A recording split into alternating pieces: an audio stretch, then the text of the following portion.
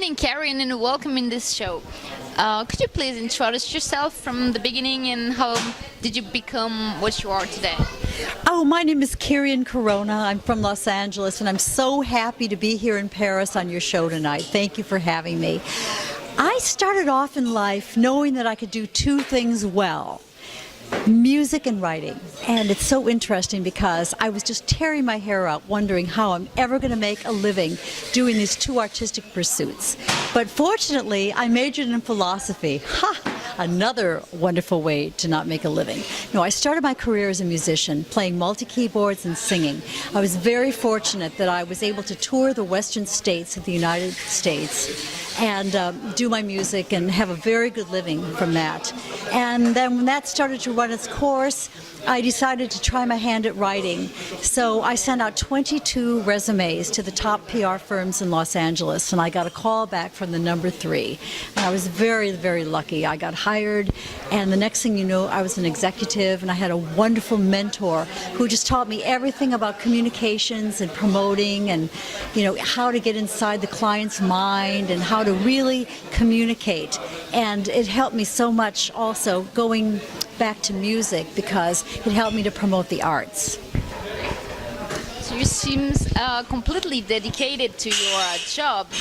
Do you have time for family or for to fall in love with someone? I am so lucky because I have a home-based office, so I just treat everything as a client. I schedule everything in. So when I'm working on the client's projects, I get that done, and then then the next thing I do is work on my music. I have a piano in my office so I can practice, and then I can go ahead and call my sister, call my brother. They all live very close. We all live close together, so we're a very close family. So that's a very good thing. But the home office really gives me the flexibility to, if I have a rehearsal or a concert, I just can schedule around it, and that way I don't have to sacrifice the client or my artistic music pursuits.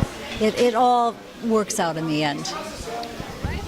Did you always sing classic music, or did you start with something else?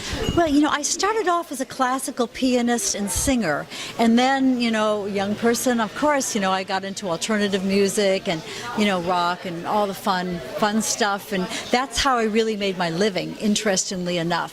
And then I came full circle when I got into my corporate PR and communications work. I, interestingly enough, got back into classical music, and it was wonderful to do this as an adjunct to what I was doing professionally because it's very demanding. The classical music requires, you know, multiple languages, and, you know, if you're singing opera, which I do, you know, memorizing the part and acting and just integrating all of the different art forms. But it's so, I feel very blessed that I can integrate all the things that I love and really have time for everything. You know, somehow it takes a lot of planning, but it all gets done. I know you really like to travel. You probably travel a lot with your job. I know you like French. Do you know some words? Do you speak a little bit? Bonjour, everyone. You know, interestingly enough, I'm sort of embarrassed at this point to speak French, unless, you know, I'm just really relaxed or have a couple of rosés. I can read French, actually, rather well, and I'll tell you a funny story. When we go to movies in France, they're in the original language in English. We see action-adventure movies, and these American actors are like, blah, blah, you can't understand what they're saying. Thank goodness for the French subtitles. I read the French subtitles and I know what's going on. So that's where I'm at with that, with French. I can read, but, you know, I'm embarrassed to speak. So, oui. If you have only one moment to describe from your whole career, if you had just one thing you really remember, what would it be? Well, I have to say the most recent wonderful memory in my career was singing the fourth movement of Beethoven's Ninth Symphony at Walt Disney Concert Hall.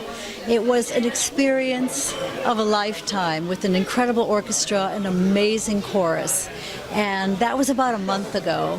And if I was going to just say another really great experience was performing at Carnegie Hall in New York twice. So I feel that the 3 opportunities were absolutely the crown, you know, the crown of my musical career. Okay, thank you so much for coming and answering those questions, and Well, good luck for everything. Thank you for having me.